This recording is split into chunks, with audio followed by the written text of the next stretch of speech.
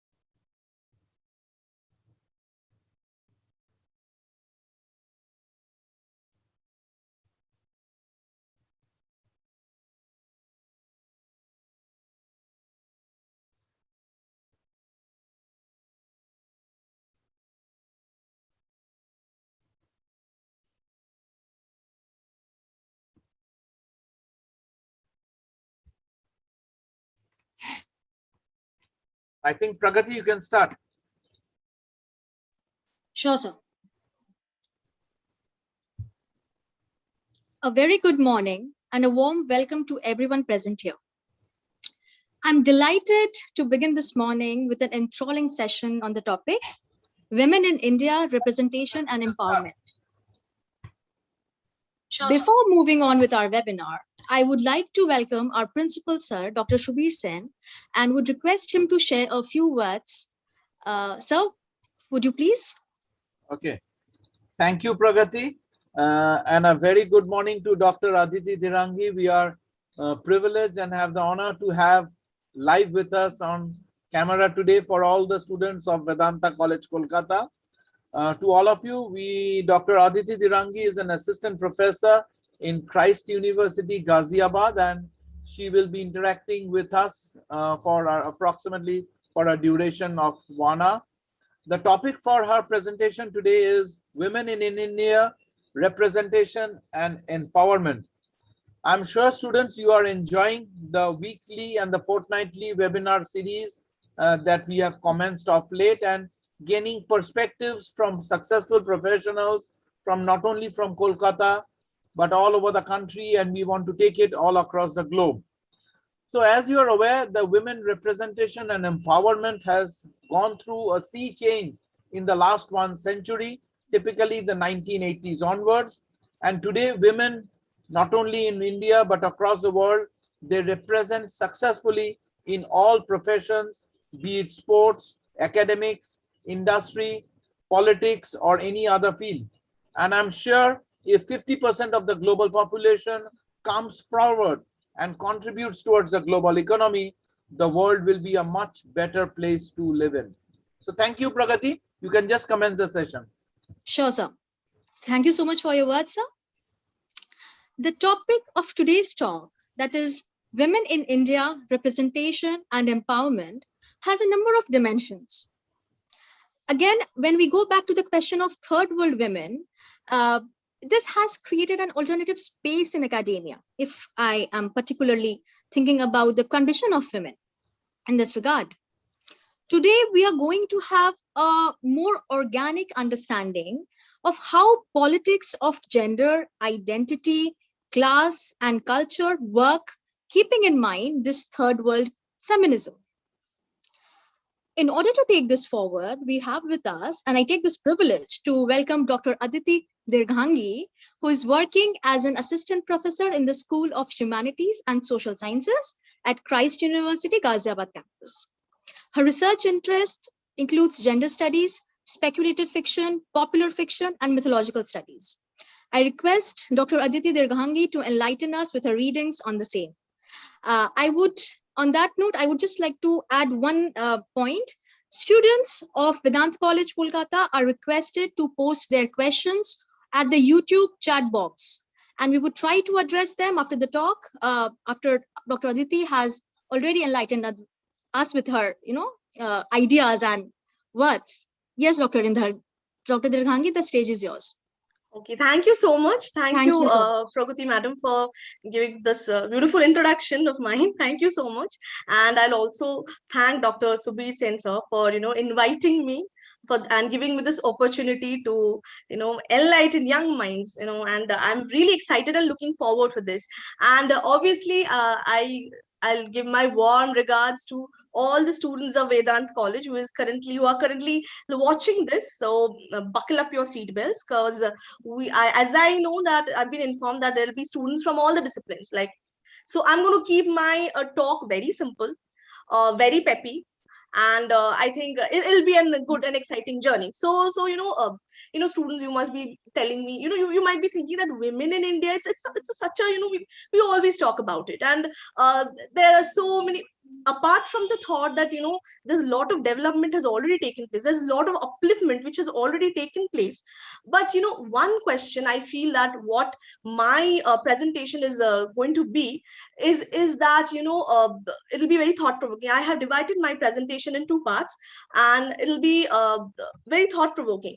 I'll just share the screen, and yes, I hope my screen is visible.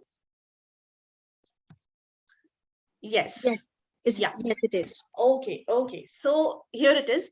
So, students, what I feel is a area of concern is that, last year when the lockdown came to India, India recorded the largest cases of domestic violence. Now, that is a concern. Even after so much of development, even after so much of journey, a long journey that, our, feminist in movement has taken place since the independence till now, why is it so that even in this century, when a global pandemic hit India, or is hitting all the part of the world, why is it still now that we have to again think about domestic violence? Now that is a concern, and for which I thought of, we should talk about this I've planned today, this discussion on women in India, representation and empowerment. So let's just begin. Okay, this is my very first observation. Humor, joke has a lot to do with it's misogyny. How misogyny? There'll be jokes regarding a lot about women. How? First, women are not good at driving. It's a global thing, right? It's labeled everyone. Women are not good drivers. And one more thing, women talk a lot, and there'll be a lot of jokes on that. Another thing is that taking the name of women, even men are also, if some man is a little emotional, they'll tell, are you a woman? Or they'll have this very typical phrase in Hindi, haath mein chudiya pehan ke rakha hai. So what is it like? In another way, you're also disrespecting women. So being emotional is something wrong?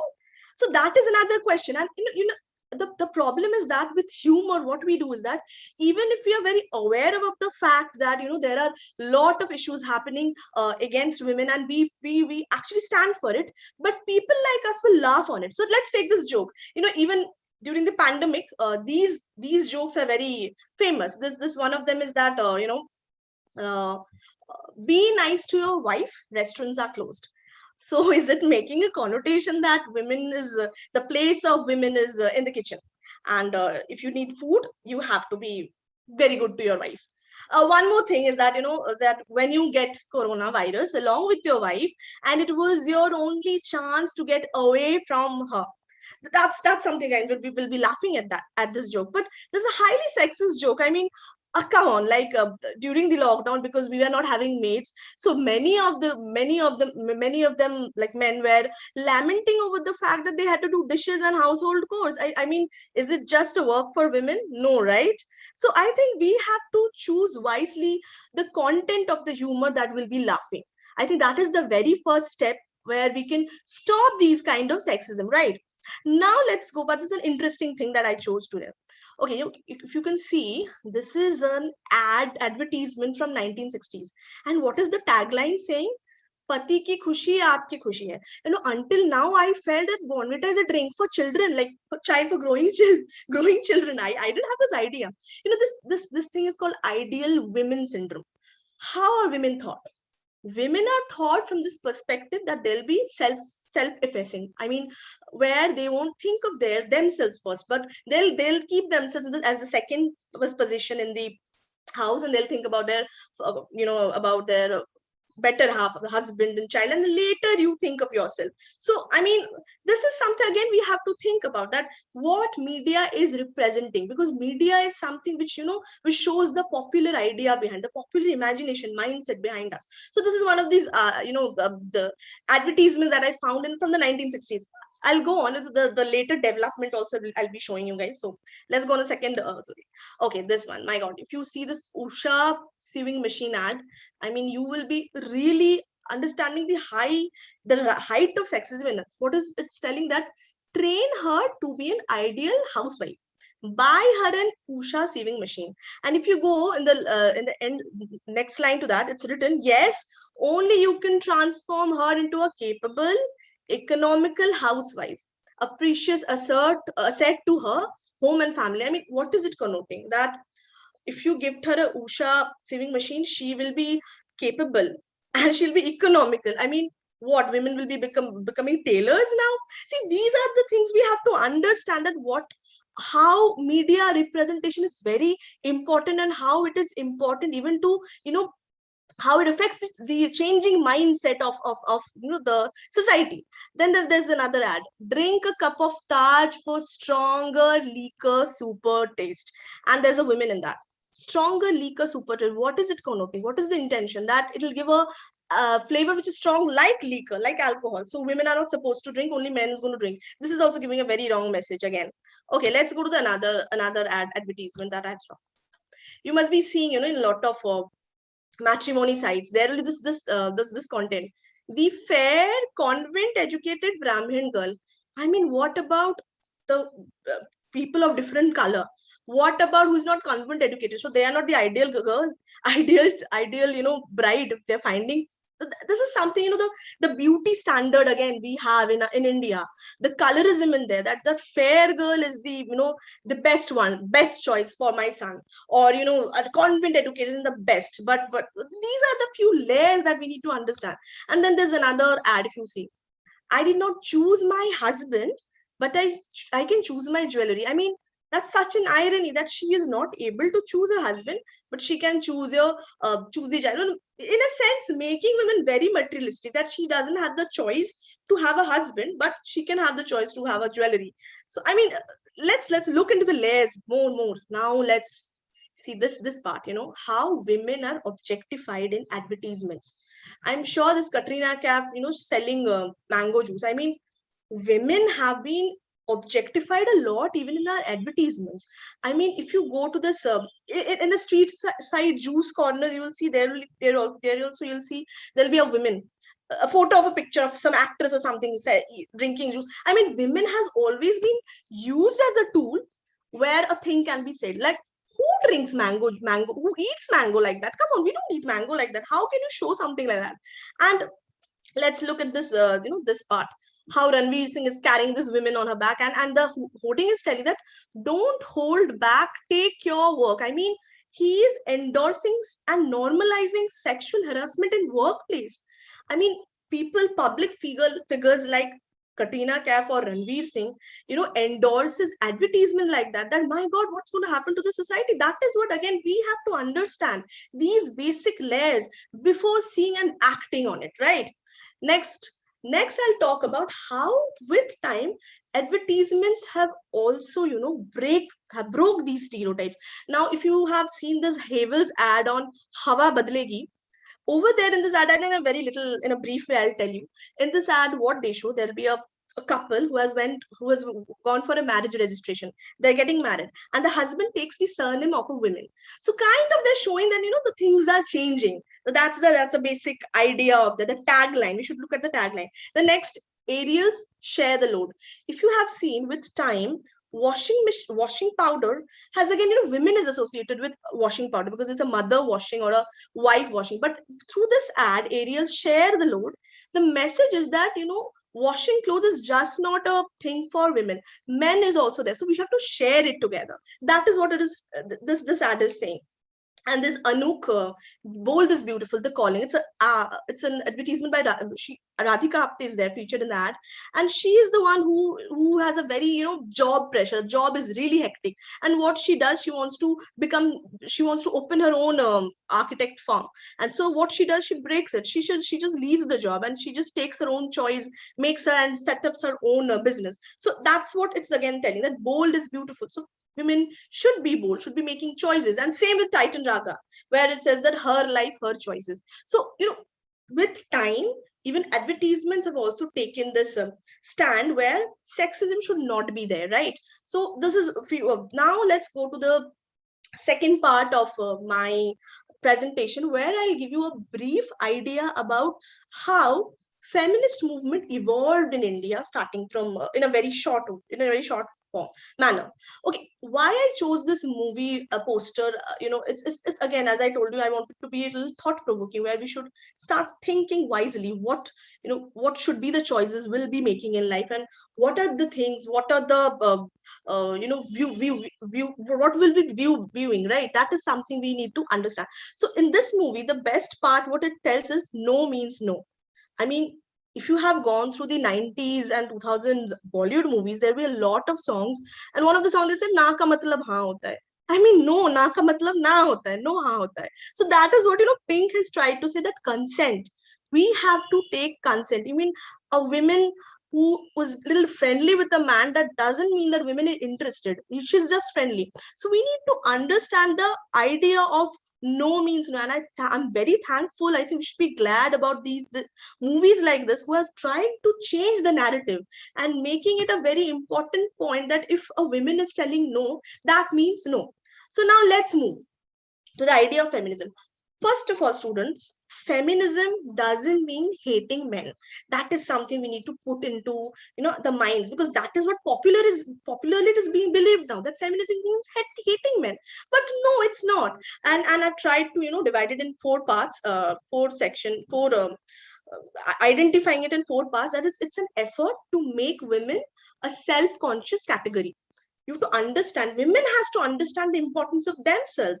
Number two, it's a force to generate a rational, sensible attitude towards women. I mean, what a women may feel, what is there, what are her psychological or societal pressure, all those part also we need to feel. As a woman, I have to also feel for another woman. That is something it's trying to say. It's an approach to view women in their own position. You have to put yourself in their shoes. That is what feminism is trying to say. And it's an approach to view women through their own perspective. That's what I'm trying to say, that we have to understand what the other women may feel. So that is the very basic ideology of feminism, where they're trying to bring themselves from the footnote to main text, from the margin to the center, from the periphery to the center of everything. So that is what the feminism strive for.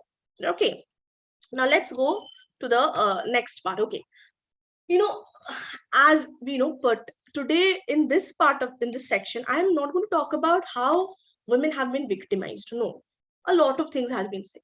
Today in this second part of my presentation, I'll be talking about stories of women and how their stories embarked a new journey of feminism. And we have come this long way just because with the help of these feminist icons. So that is the approach of the second part, where women who has resisted those dictates of patriarchal rules, patriarchal regulation, which were meant to to succumb women, which believe that women should be submissive, right? So I'm going to talk about those countless stories, those resistance, which is very multicultural, just like India, because India is a multicultural country. And again, one thing we have to understand, in India, the idea of feminism is very difficult to also understand, because it's just not women. women of different castes, women of different class. There'll be upper caste women, there'll be lower caste women, and each women and their struggle and the layers are very different. So we have to also understand that my feminism, my idea of equality will be very different from a Dalit woman, obviously, because I might be, coming from a family where I can I can earn, I am earning, I have a food to eat. This section is fine for me. But there will be other women who have no economic independence. So the layers are very different in women in India. So we have to understand that. Anyway, so let's go into this journey.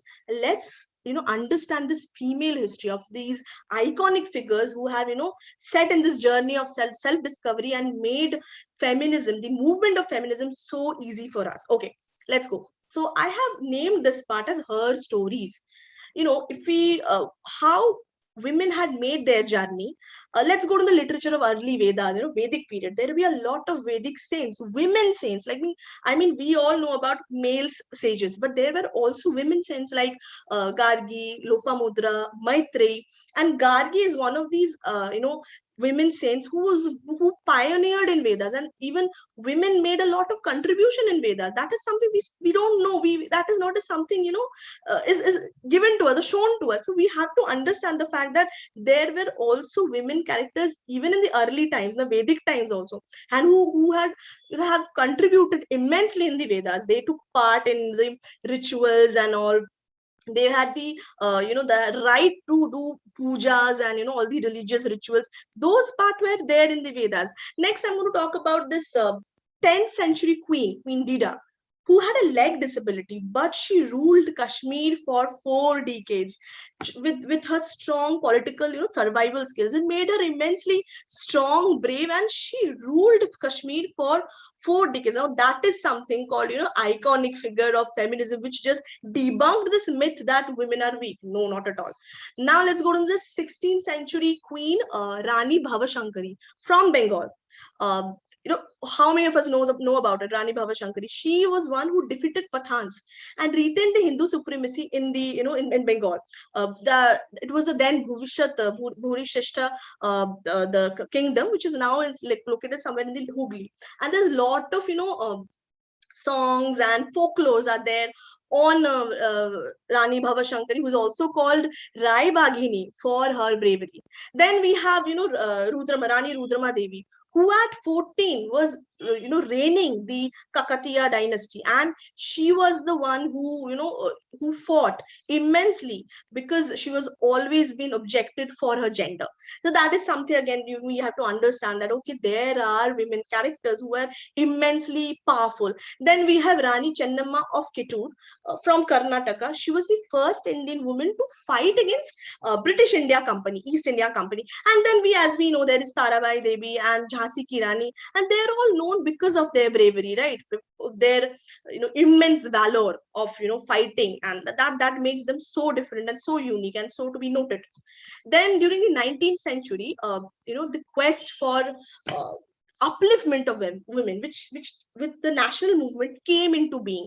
The political and religious rights help uh, the social workers, the social service, who are giving people like Ishwar Chandra Vidyasagar, Raja Ram Mohan Roy, D.D. Karve. With them, the basic very difference in Indian feminism is that, men stood for a lot for women upliftment. I think if Ram Mohan Roy, Ishwar Chandra Vidyasagar, or D.D. Karve weren't there, I think we couldn't, I won't be sitting here and giving this lecture, because education won't be a part of me. So I think that is a very basic difference in Indian feminism, that men also stood for women. The abolition of sati was the very watershed moment in India's modern feminist movement. Like it was the beginning, and where there's a lot of struggles, where men also came forward, like Raja Ram Mohan Roy, who was crusaded against the social evils like sati, polygamy, child marriage. Ishwar Chandra Vidyasagar, who championed the cause of widow remarriage, and then we have D.D. Karve, who stand against the widows, because at that time the condition of widows were really, really bad and really pathetic, and something I think it was very difficult. I'll be talking about it in the later part again. And then we have Mahadev Govind Ranade, who founded the Women Marriage Association, Widow Marriage Association in 1861. And then we have Belaram Mahabari, who rose and launched a lot of campaign on child marriage, that it should be against child marriage, and it should be put it in a law. Actually, child marriage is evil. And then I'll be talking about one of the few of the women who changed this, the idea about that women are not someone who's going to stay in the domestic four walls. Women have a lot more than that, right? Because we were, somewhere or other couldn't get proper education. A lot of things are there in the beginning of during the independence. A lot of us have fallen short for that. But then there were few women, iconic women, changed the history, like Anandabai Joshi. She was the first woman to study abroad. Then we have Kamini Roy, who was, very strongly working for India suffrage movement, Indian voting right for women, and also fought for right to education for women. Then we have Kadambini Ganguly, who was the first to study Western medicine and one of the two graduates of women. And then we have Muthalakshmi Reddy, who studied in a men's college to become a doctor and went to abolish the Devdasi system. And then we have Pandit Ramabai, who supported the widows and started the kindergarten education. Then we have Rukmabai, who was again defied the child marriage and became the first India's practicing lady doctor. She was the one who practiced. And then we have Cornelia Sarabji, who was the first Indian lawyer. And then this woman, Savitribai Phule, is a very, very important part in Indian feminism. She was the one who stood for widows, because widows had really the pathetic condition. They were a part of a lot of superstitious rituals, because if you see widows, they used to get, there were a lot of early child marriages, and by the time their husbands would die, they would be hardly 9, 10, or 15, some age like that, really young. So they were superstitious, or evil practices like shaving hair and all these things, which was really had a very psychological impact on women. She was the one who stood against all those practices. And she also stood for these widow women who were almost, where few of them were raped, and for that they also become pregnant, and which led to this consequence where they committed suicide, or they were killed. So she also stood for them. And she opened a center called Balhatya Pratibandha Griha, or infanticide prohibition house for pregnant rape victims, and help deliver their children. So she was also one who founded the first schools for women at Bhidewada in Pune in 1848. So she is someone which is very important for for the development that we had, for the education we had, and everything. Like it's an immensely powerful thing for women to set up something like that. Then again, also in 19th century, there were a lot of women like came forward, and were instrumental in the nationalist movement of India, freedom movement in India. They took a very important part, and that again makes them a very iconic figure to be noted, like Swarna Kumari Devi. She was a social worker. She started this organization called Sakhi Samiti, and which helped the orphan and widows, poverty-stricken women from Bengal. She also actively took part in the Indian nationalist movement. Then we have Sarala Devi. Sarala Devi was a musician, poet, novelist. She was the one who, at that moment, she was educated from Calcutta University, and she was one who, went out of their state, went to Mysore for her job. I mean, that is something at that point of time to be understood, something very, bold thing to do. So she was the one who moved out of Bengal for a job, went to Mysore, and then she returned to Bengal. And then she also participated in, this militant nationalist movement. And this era also, embarked the beginning of a lot of organizations which collectively worked only for women, along with nationalist movement, because nationalist movement gave women a lot of power, because that was the time when women from home started coming out for nationalist movement. They were taking part in the rallies, and at that time they felt empowered. And there, at that moment, a lot of organizations, a lot of NGOs were created which specifically worked for women. There is Bharat Stree Mandal in Calcutta, was formed in Calcutta in 1910 by Sarala Devi, the woman I was just, we were talking about. And then we have Women Indian Association, which was founded by Annie Besant, Dorothy Jinarajadasi. Then we have Mrs. Dada Boy, and women like these who had started these women centric organization, who were also taking part in economic and political participations on the rallies and all. They made, at that moment, women were making their presence felt publicly. And to talk about Annie Besant, she also, she was elected as the president of Calcutta Congress in 1917. And then we have Sarojini Naidu. Sarojini Naidu is another very important part in the Indian feminist movement. As Sarojini Naidu led a delegation and took few members of members of the All India Women's Organization to Britain to meet this Montagu Shellsmore committee, where they presented the scenario of women in India. That was the very first time when women were going abroad and presenting the picture of India. And then she was also the first elected president of Indian National Congress, the first women who got this post. And side by side, there were also a lot of literary developments were taking place. During the nationalist movement, a lot of women were writing, not only just for national movement, not only against the British, but also for themselves. They were writing. A lot of women came into being, and one of these important is by Tarabai Shinde's Stree Pulish Tulna, where she questioned, or even Pandita Ramabai is the high caste Hindu woman, which questioned this authoritative dictates that suppressed women. And then we have women fiction writers like Toru Dutt, Vimala Kapoor, Swarna Kumari Devi. Toru Dutt, at the age of 12, she used to write novels. And she was also one of these iconic women characters who were writing women-centric novel. And also she was very good in French. She also wrote novels in French. I mean, look at the we have to look at these things, like even at those times we have characters that we should be very inspired from them, right? Next, let's go to the part where what happened after independence, post independence. Feminism was a new epistemology. It was a new awakening. How it was a new discovery of the female self that happened through feminism, like post independence, with this rigorous rigorous work on feminism. There was a lot of work on rigorous development were taking place on feminism. So post independence has heralded a new beginning. How the issues became the wide ranging issues were taken care of, like women's and their land rights, political representation, to divorce law, to child custody, to sexual harassment, to at work, to dowry and rape. These were the things were again taking care of, like they were talking about it. The upliftment were doing, a lot of work were being done on that area. And then 1974, a committee on the status of women was presented, which was named as, the report was named as Towards Equality, which was the first foundation where a documentation were made about women and all. And this committee was led by Veena Majumdar and Lotika Sarkar.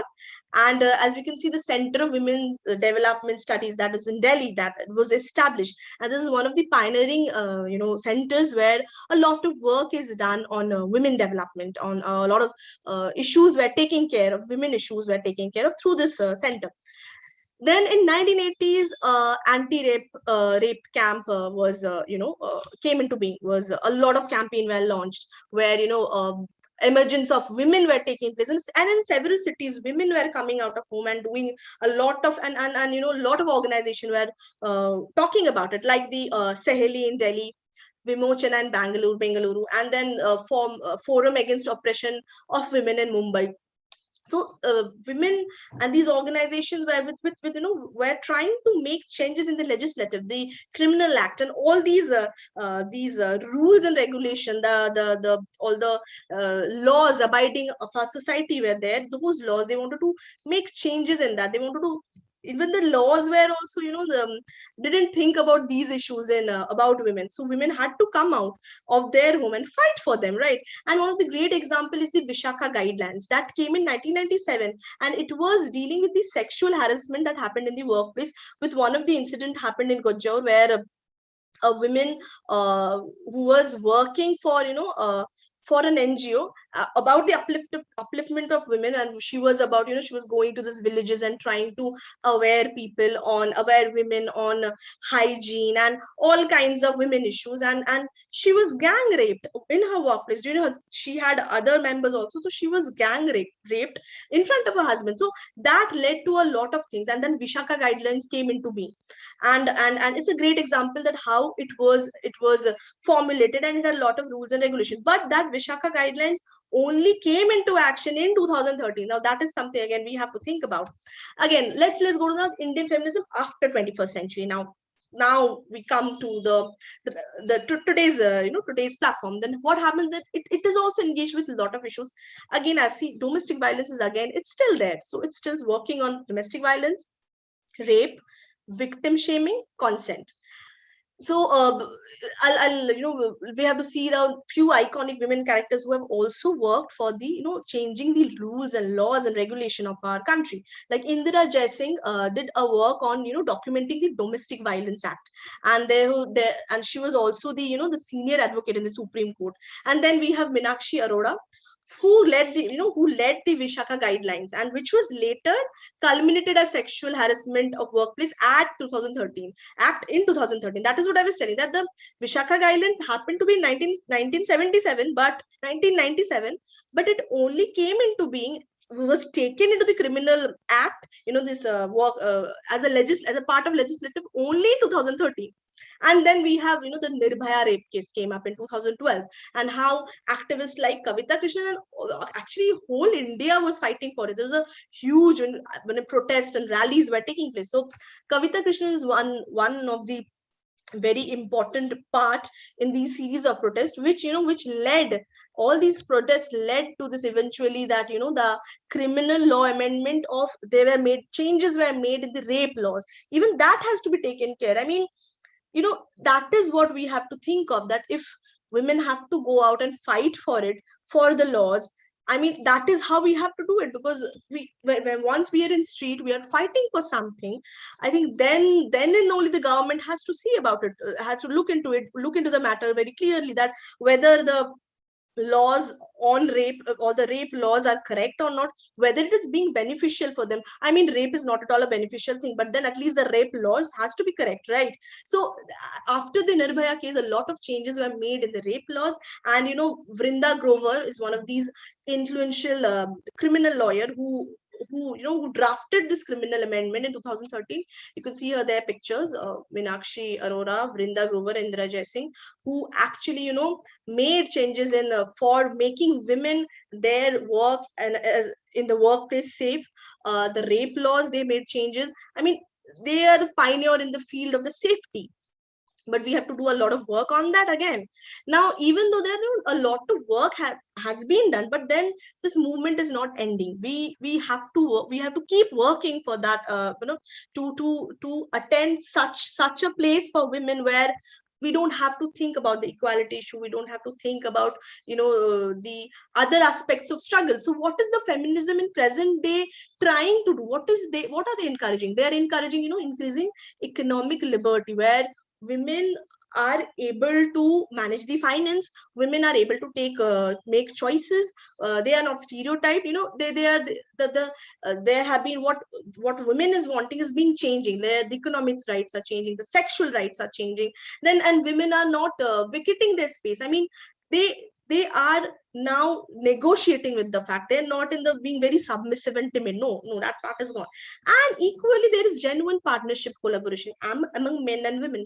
I mean, nowadays the male youngsters I'm talking about, with our future generation and this generation, they are quite very empathetic towards these women issues, and they are also working hand in hand. We can see the changes. And then obviously the internet, this information revolution, this internet is a revolution which are helping women to form small networks, groups, and community, where the voices could be heard. The internet is becoming a tool where women can use it to to voice their demands, to to come forth with their rights. So that is what this feminism is trying to do.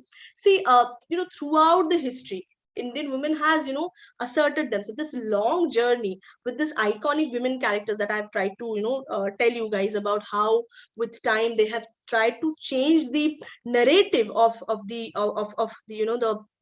how patriarchal dictates try to submissive, that women must be submissive, and there's a show in Amazon Prime, new show Amazon Prime, that chup raho tum ladki ho.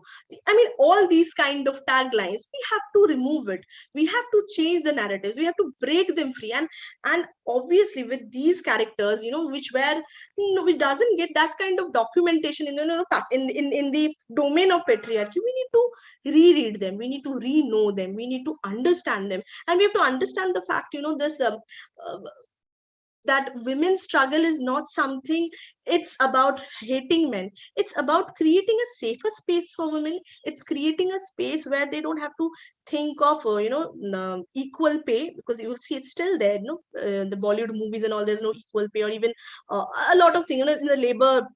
If you see, there male and female laborers working, and the male labor is always paid more than a female labor. I mean, these kind of equal pay gap, all these things are small things are still there, or you see, even a grassroots level problems are not yet solved. Like, we still, the menstrual hygiene things are being a very shushed one. Like, you should not talk about it. It's something taboo. So even these things are still there. But I guess with time, with the all the changes that are happening nowadays, if you see, there's a lot of campaign, like Me Too campaign, Happy to Bleed campaign, all these kind of campaigns, or the issues on Sabarimala, the things are changing. Women are now started to embark on another journey of a new feminism, and even men are being a part of it, and men are also helping hand in hand to be a part of it, right? So before I conclude my presentation, I wanted to narrate this small but beautiful poem by Rupi Kaur, and she tells that, I like the way the stretch marks on my thighs look human, and that we are so soft yet rough and jungle wild. When we need to be, I love that about us. How capable we are of feeling, how unafraid we are of feeling, we are of breaking, and tend to our wounds with grace. Just being a woman, calling myself a woman, makes me utterly whole and complete. Thank you so much. Thank you, students, for keeping your patience. I hope I could make sense. And thank you so much. So this is how I'll end my presentation today. Thank you. That was lovely, Dr. Aditi. We could at least, like, in a lot of ways, we could connect to the issues that you raised today in this presentation. I Yes. hope all our students, they must be feeling, we need to think. That is what the idea is. Yes. We have one question from Okay. a student. Hmm.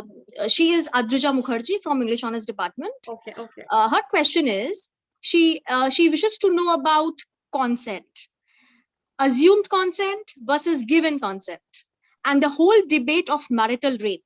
Hmm. Do you have anything to say about that? There's a lot to say about it. The problem is that, India is a country where a lot of social taboos are, attached. In a marriage, firstly, it's a very good question. Like, very good. Audrija, right? Very good question. Thank you so much, Audrija, for the question. In India, is such a country where there's a lot of taboos, and marriage is something, once you're married, I mean, your rights, as I know, as the advertisement I just mentioned, the ideal women syndrome. What is an ideal women syndrome? Like, a women should be Sita like. Even the idea of Sita is so much patriarchal. It is so loaded with the thought that Sita like women means she'll be subservient, she'll be submissive, she'll be sacrificing. She'll be sacrificing everything. Women shouldn't say no. That is what even popular media is trying to say. Like, look at the songs and movies of 90s, and oh my god, they are so sexist, and there is no thing called consent.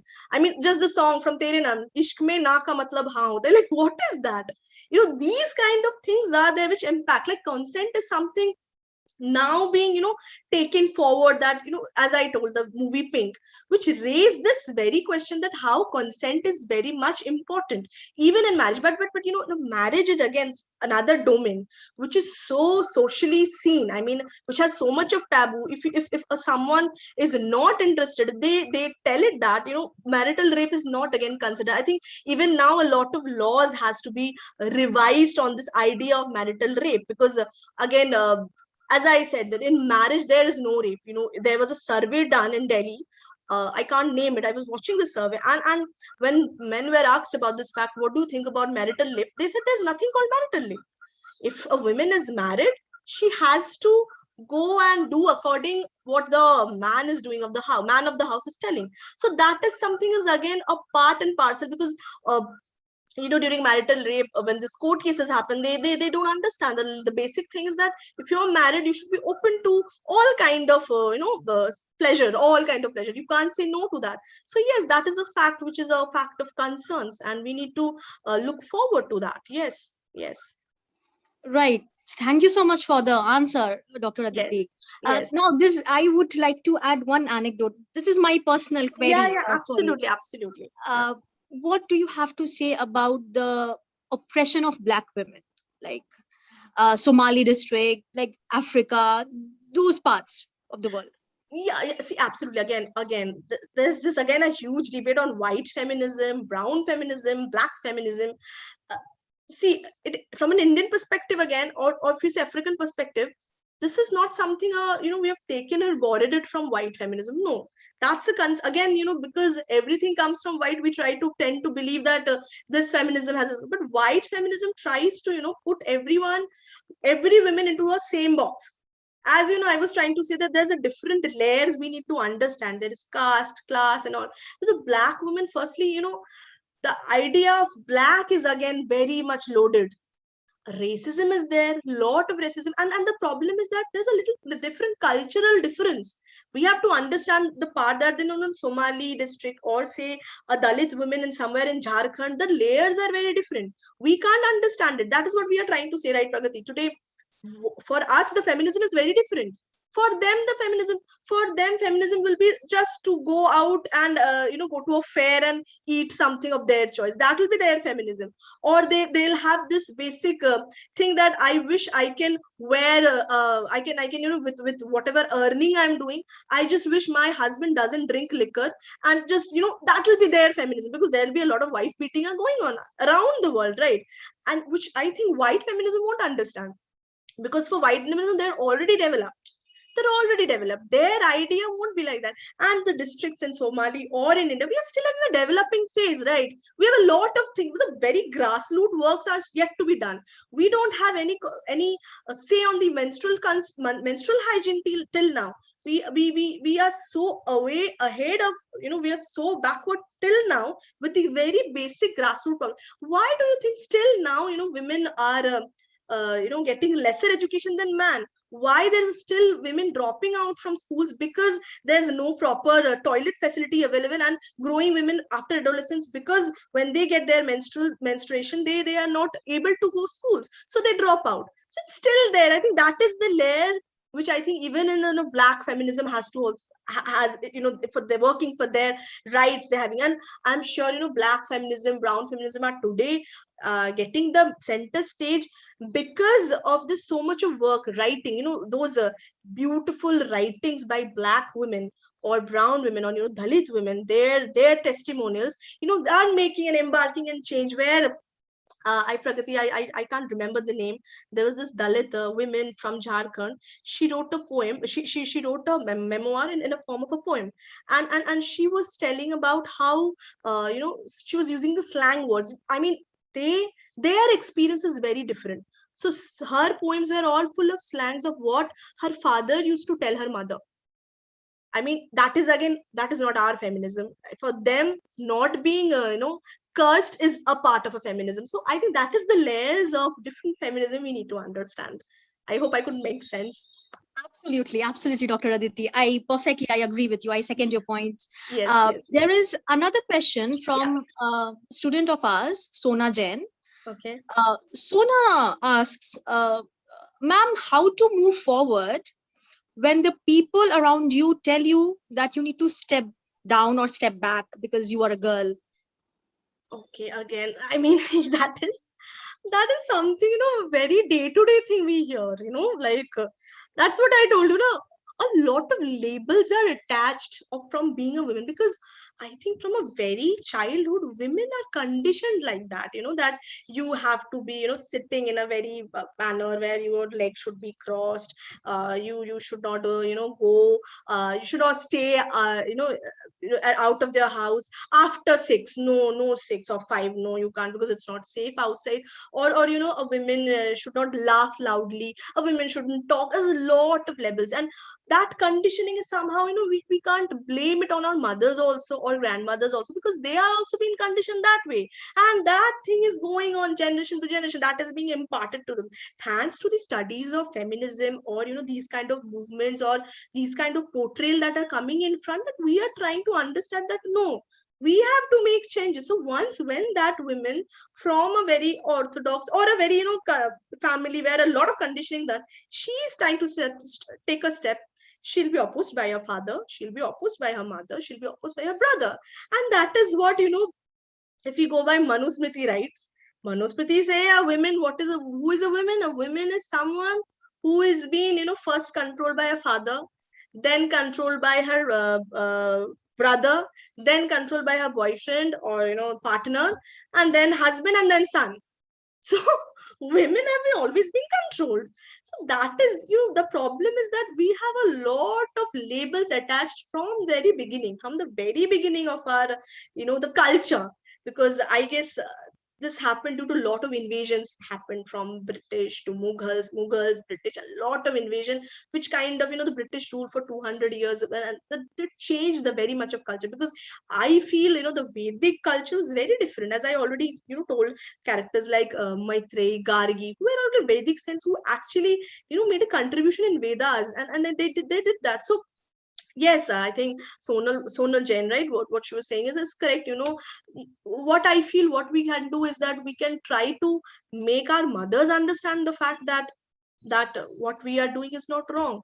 You have to understand that part. We have to make choice. We have to voice, and I think that is a part we can do. Otherwise, it is very difficult for a woman if they don't get support of their parents. They don't get support. I don't think a women can, go beyond. Even a married woman also needs the support of a husband, and it's a vice versa thing. I think that is how we can go beyond. That's what I can say. It's very difficult. I can understand, to take step forward, because everybody will be telling you, don't do this. This is wrong.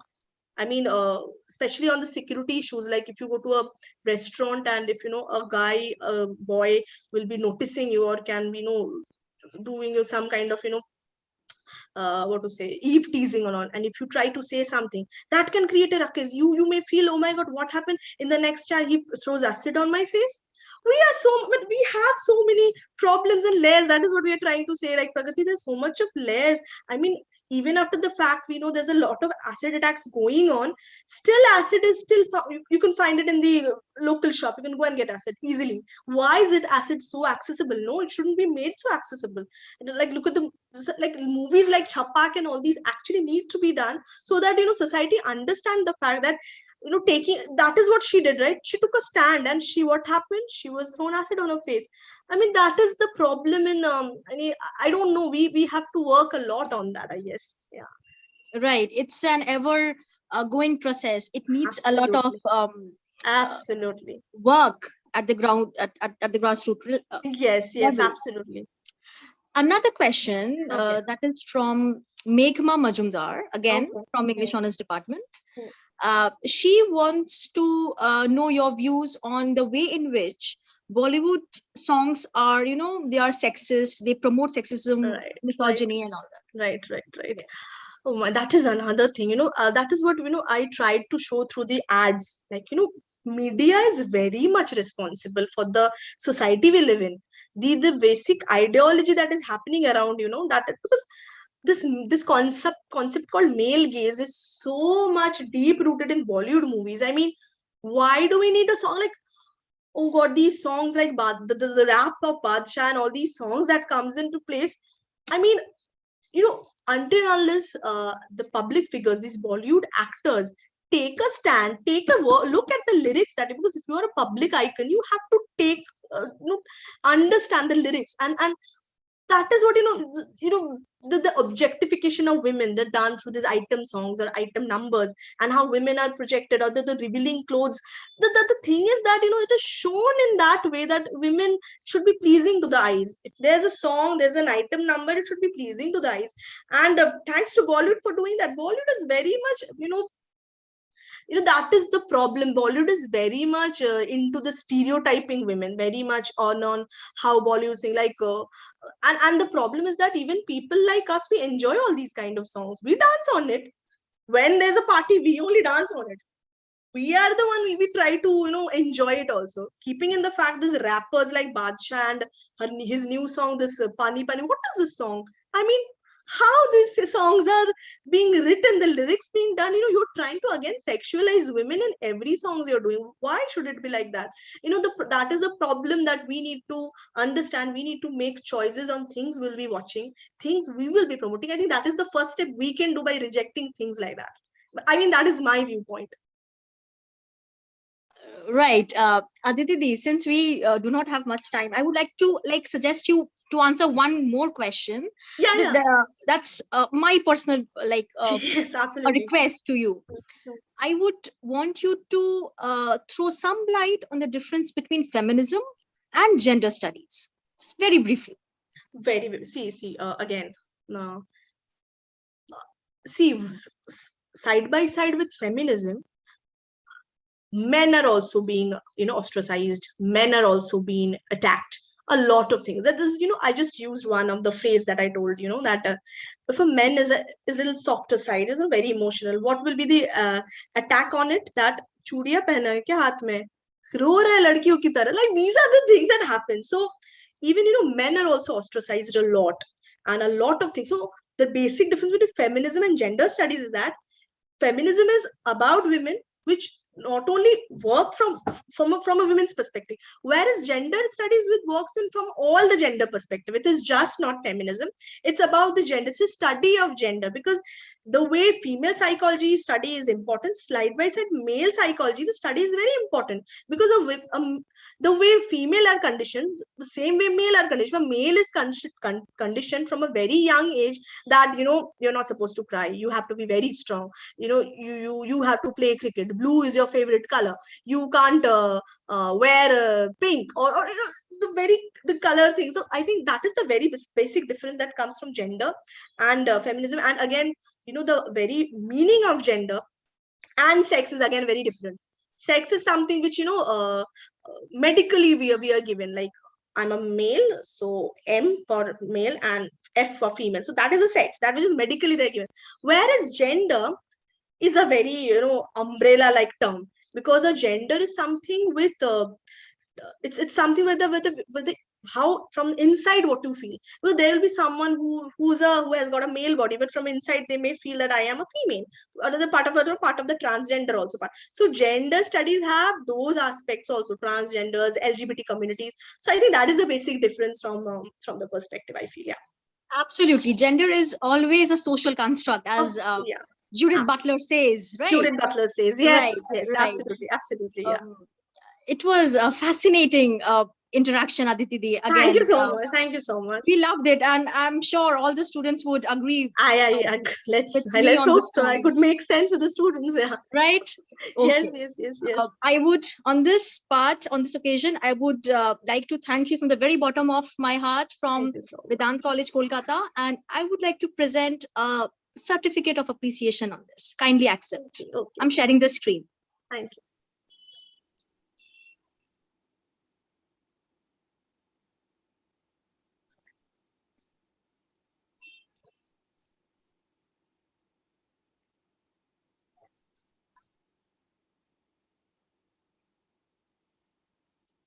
Please Okay. accept this, Aditi. Thank you so It much, was a Pragati. lovely interaction. I'm sure all the students would agree to this. Lovely one. Thank you so much. I really want to, thank you for giving me this opportunity. I was really excited, and it was an overwhelming experience. Talking about women and gender as is something very exciting for me. I'd love to talk about it whenever it comes into, comes. And I also like to thank the principal sir for inviting me. And I hope all students are, all of you are very safe at home. Please take care of yourself. And thank you so much for keeping your patience and listening to it. Thank you so much. Thank you, Thank you Prabhati. so much, Aditi. Thank you so much, Aditi. Yes. Now that we have come to the end of our webinar, I take this opportunity to thank everyone who made this webinar possible. As conceptualized by our principal, sir, I would like to thank him from the very core of my heart. I would also like to thank our head admin, sir, for his guidance and support. I also acknowledge our faculty members at Vedanta College, Kolkata, who inspire all of us at all times, despite all the problems we face in these trying times. I also extend my regards to Deblina Di and Shantanu Da, who put in the best of their efforts to make such webinars happen. Last but not the least, I thank my students for being such an engaging audience. Thank you, my lovelies. Thank you, my dear students. It is a pleasure to interact at such webinars, and I'm sure we continue to do so in future, right? Everyone, yes? Thank you so much. Thank you, Aditi. Thank you, everyone. Thank And you. we sign Thank you, off. everybody. Thank you And so we much. sign off. Thank you so much. Okay. Okay. Thank you. Thank you.